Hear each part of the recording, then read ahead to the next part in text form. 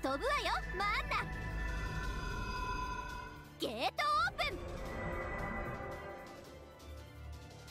ン。光栄に思いなさい。これが私の全力全霊打ち砕けアンガルタ・キガルシ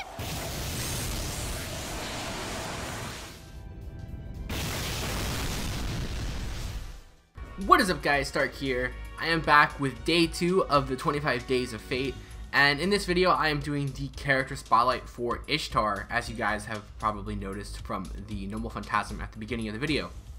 So Ishtar is a 5-star archer and is one of my favorite characters in the game.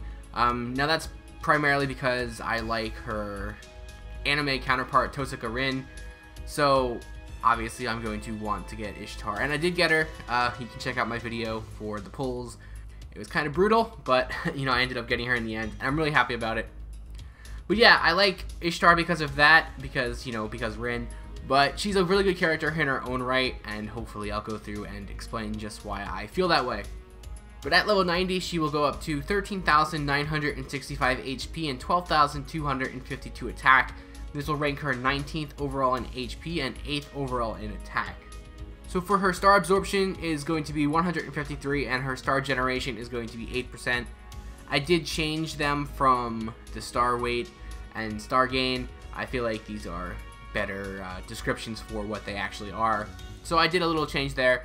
For her Noble Phantasm generation, she's going to have 0.5 or 0.45% on her attacks and 3% on defense. So Ishtar is mainly going to be a crit dealer and Noble Phantasm user. She has a lot of damage output and a lot of crit capabilities, and her skills really reflect that. Her first skill is going to be the Manifestation of Beauty B, which will increase her party's attack for 3 turns, as well as increase her party's critical damage for 3 turns. So this is a pretty basic skill, but it's also really nice at the same time. Both effects will go up to 20% at level 10 on a 5-turn charge time, and you get a whole lot out of it. You get an attack boost and a critical damage boost, and is a really solid skill. Again, like, it's nothing special, but sometimes it doesn't have to be special to be effective. For her second skill is going to be the Radiant Great Crown A. Now this will charge her own Noble Phantasm gauge, and it also has an 80% chance to either grant her invincibility for 1 turn, or grant her ignore invincibility for 1 turn, or both of those effects. So it is a chance-based skill, although the charge to your Noble Phantasm gauge is a 100% chance, but it's an 80% chance for the other 2 effects, so it's not like it's awful. You know, it's not like Imperial Privilege where it's generally a 60% chance. So more often than not, you are going to get at least one of these effects to go off. However, you do primarily want to get her invincibility to go off as much as possible, because, you know, invincibility is amazing, and she doesn't have any other type of survivability in her kit. So you really do want to get this off, and if you can't get it off, it could mean the end of Ishtar, and nobody wants that to happen. The gain you get for your Noble Phantasm gauge is really good though. It'll be 50% at level 10 on a 6-turn charge time. So overall, this skill is very good. It just has a little bit of a drawback in the fact that it is a percentage-based skill. And then her third and final skill is going to be a bit of a unique skill, and this is going to be the Mana Burst Jewel A+. And what this does is it'll increase your attack by 50% at level 10, but you have to wait 1 turn before you'll get this buff. So essentially, you use the skill, and then you wait 1 turn, and then at the end of that turn, you'll get the attack increase for the following turn. So, you know, it's a weird skill, you have to wait for it, but the attack bonus you get is massive, being 50%, and it is on a 3-turn charge time at maximum level, so you're going to be able to spam this skill quite a lot. So all you have to do is just kind of plan out your attacks, and you'll be able to make the most of this skill very easily. It can cause some problems though, because you're not going to know what cards you have in your command card deck, so you could be in a situation where you use the skill the turn before, and then the next turn you don't get any good cards for, you know, Ishtar, and then you just wasted your skill. Of course, you know, it kind of offsets it with the fact that it's a 3-turn charge time, but if you are planning like a Noble Phantasm turn and you get a bad like draw on your command cards, it kind of feels like a wasted, you know, 50% bonus to your attack that you're not going to be able to use. So, you know, that part sucks. It kind of just relies a little bit on luck. You can, you know, if you're really like actively paying attention, you can probably guess what cards you're going to get. Because of the way the game works, you can kind of predict what cards you get depending on what turn you're on.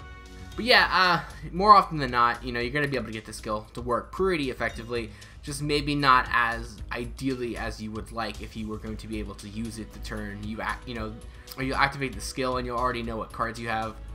Overall though, it's a really good skill. It's just, you know, kind of has that luck factor involved, and I'm not always a huge fan of those type of things. So one of the characters that's really going to help Ishtar along the way here is going to be Ozzy. He basically removes the chance of Ishtar's second skill, and that'll make her significantly better if you have the ability to have your invincibility go off 100% of the time. It definitely increases her playability and her survivability significantly, as that is our only survival option. So it's a really good combination there. He also does have an attack boost and a Noble Phantasm gain boost, so you get a lot out of it. The one downside to it is that he is a writer and he's going to be soaking in a lot of the critical stars that you get. But if you're using her mainly for her Noble Phantasm as opposed to doing the crit damage with Ishtar as opposed to Ozzy, then it's not a bad option to use, especially if you're focused on keeping her alive with her invincibility. So now moving on to her passives, she's going to have 3 passives, and the first one is going to be the Magic Resistance A. This will increase her debuff resistance by 20%. The second one is going to be the Independent Action A, which will increase her critical strength by 10%. And the third and final one is going to be Core of the Goddess B, which will apply damage plus 225 and increase her debuff resistance by 22.5%. So now moving on to her Ascension. For her first Ascension, she's going to need 5 Archer pieces and 100,000 Quantum pieces. For her second Ascension, she's going to need 12 Archer pieces and 8 Octuplet Crystals, as well as 300,000 Quantum pieces. For her third Ascension, she's going to need 5 Archer Monuments, 8 Phoenix Feathers, 2 Scarab of Wisdoms, and 1 million Quantum pieces. And then for her final Ascension, you are going to need 12 Archer Monuments, 4 Scarab of Wisdoms, 8 Tearstones of Blood, and 3 million Quantum pieces. And then for her skill enhancements, to max the skill out from 1 to 10, you're going to need 17 Gems of Archer, 17 Magic Gems of Archer, 17 Secret Gems of Archer, 12 Phoenix Feathers, 15 Octuplet Crystals, 20 Serpent Jewels, 15 Lamps of Evil Sealing, 1 Crystallized Lore, and 54,400,000 Quantum pieces. So now moving on to her command cards and her Noble Phantasm. For her command card deck, she's going to have 1 Quick, 2 Arts, 2 Buster, and her hit counts are going to be very good, having 4 hits on her Quick card, 4 hits on her Arts cards, only 1 hit on her Buster card, but she's going to have 7 hits on her extra attack. So you're going to be able to do a lot of critical star generation with her, and you know, she has 2 Arts cards as well, so she can get some pretty good Noble Phantasm generation, and 2 Buster cards, so she can do Buster Brave Chains and do a ton of damage that way. So she's got a very good deck. And for her Noble Phantasm, as I just said, it's going to be a Buster card that will deal damage to all enemies, and on the overcharge effect, it will increase her own Buster card effectiveness for 1 turn. So basically, this is a Noble Phantasm nuke. It's going to do a ton of damage to all enemies. It doesn't do a whole lot else, but it's a very powerful Noble Phantasm, and it, you know, is very good for farming, very good for wave clearing and things like that. And with her ability to do a lot of crits and Noble Phantasm generation, you probably get this Noble Phantasm off multiple times in the same fight, and overall it's a solid Noble Phantasm, but it does do a lot of damage and is one of the stronger AoE Noble Phantasms in the game for the Archer class. So speaking of that critical star generation, a servant to use that will be really good is going to be Jack. Anytime you have a servant that wants to do crit damage, Jack is definitely in consideration for play.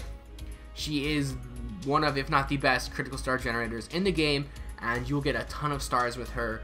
And with Ishtar having a high star, you know, absorption rate, she's going to be able to make use of those stars and dish them back out, helping her generate her Noble Phantasm and dealing that much more damage.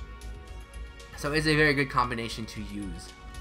So now moving on to some of the craft essences you can use on Ishtar. First being the Maximum Bond craft essence, and this will unlock the 7-headed Warhammer Sita, and while equipped, this will increase Buster card effectiveness of all of your allies by 20%, but it will decrease their debuff resistance by 20%.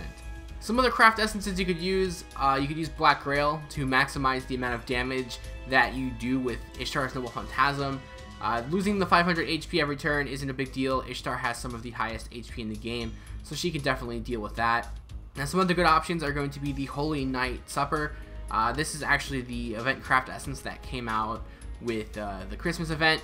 So as of recording, it's still out, so you know, definitely want to get this one. It's a really good craft essence. It'll allow you to start the battle with 30% of your Noble Phantasm gauge filled, and it will also increase your critical damage and your Noble Phantasm damage by 10%.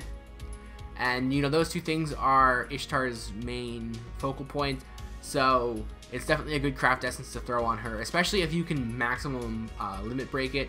That'll be really good. You'll get 50% to your Noble Phantasm gauge filled and 15% for critical damage and Noble Phantasm damage. So start farming that craft essence if you haven't already, and try and max limit break one of those for Ishtar.